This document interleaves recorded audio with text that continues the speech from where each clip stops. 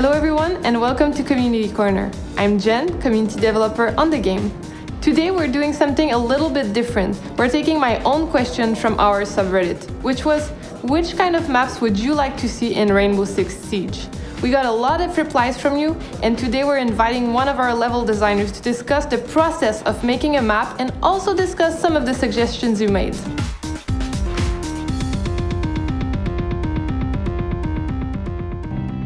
Alright, well, hi Gab. So we're going to be discussing, first of all, what's the process of making a map? So how do we get started? I think the most important thing to do in Rainbow Six when you're building a map is grab a fantasy that really sparks you. The plane was definitely inspired by a real world event. So I think that's really something we need to nail from the beginning.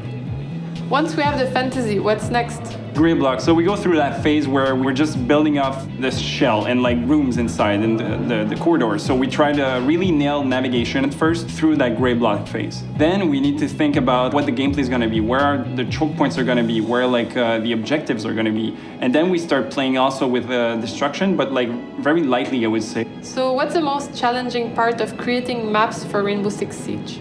I think that's something that comes to mind right away is destruction, because we don't have much to compare with. Mm-hmm. And this brings me to the second point where as designer I can go so far in my map, but then I need to let the player play my map and they have total agency within the map, and the way they're using it and the way they're playing with it, using destruction, repel and all that, they can really do everything they want within that level, and I need to take that into account when I'm building my levels.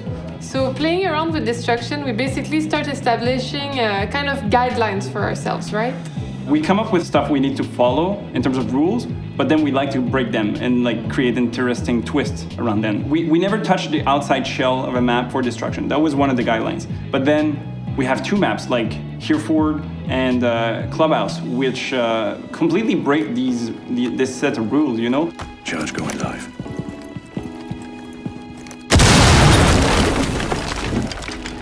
That's really interesting because we're challenging our ideas to try to push some maps to be different and bring something new to the table at the same time. And I remember you telling me also about how sometimes you would put no destruction in a map. Even though we have that technology, you would think we'd want to put it in, but sometimes maybe it's fun not to.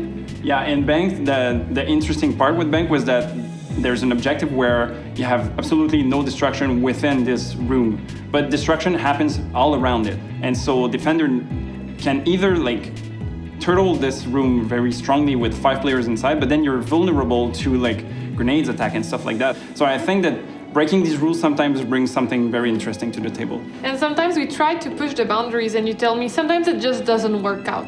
You tried the rappel all the way through a building. Yeah, we toyed around with the idea of a skyscraper, which is a very interesting idea, and a lot of designers really tried to think this through. But the problem we had with this was that the repel part, which was really intense, was only at the beginning, where attackers would repel down for 15 seconds. But then it was kind of hard to balance what the defenders are doing at this point, and how can we really use verticality as a gameplay element, not just as an approach element. So this is definitely something we should put more time into and try to think about it, because it can definitely work out. And are there any rules that you think we could break in the future, let's say in the post-launch maps? One thing that we didn't try that much but could be interesting is having somewhat of no exterior.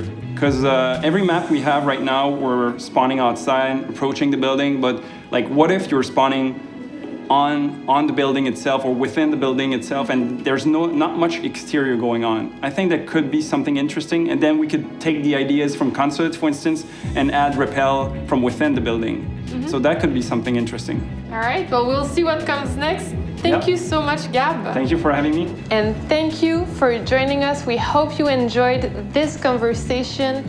If you want to join the discussion or ask a question, head over to our forums or to our subreddit. See you next time on Community Corner.